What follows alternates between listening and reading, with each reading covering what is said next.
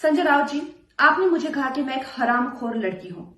आप एक सरकारी मुलाजिम हैं, एक मंत्री, आप तो जानते ही होंगे कि इस देश में हर दिन नहीं, हर घंटे कितनी लड़कियों के बलात्कार हो रहे हैं, कितनी लड़कियों का शोषण किया जा रहा है, उनकी बॉडीज काट के ऐसी डाल के फेंक दी जा रही है, उनकी काम की जगहों पे उनको गालियां दी जा रही है, उनका अपमान किया जा रहा है, उनके खुद के पति उनके कान, नाक, मुंह, कान, जबड़े तोड़ रहे हैं। और आपको पता है इसका जिम्मेदार कौन है? इसका जिम्मेदार है ये जो मानसिकता आपने, जिसका भौंडा प्रदर्शन पूरे समाज के सामने, पूरे देश के सामने किया है, वो मानसिकता इसकी जिम्मेदार है। और इस देश की बेटियां आपको माफ नहीं करेगी संजय जी। आपने उन सब महिलाओं का शोषण करने वालों को सशक्तिकरण किया है, इस देश की बेटियां आपको माफ नहीं करेंगी। और जब आमिर खान जी ने कहा था मुझे इस देश में डर लगता है, तब उनको किसी ने हरामखोर नहीं कहा, या जब नसीरुद्दीन शाह जी ने कहा था तब उनको किसी ने हरामखोर नहीं कहा। जो मुंबई पुलिस की मैं तारीफ करते हुए नहीं थकती थी, आप देख लीजिए मेरे पुराने कोई भी इंटरव्यूज, आज जब वो पालघर की लिंचिंग में साधुओं को के सामने वो कुछ नहीं करते हैं, खड़े रहते हैं, या एक लाचार बात जैसे कि सुशांत के पिताजी उनकी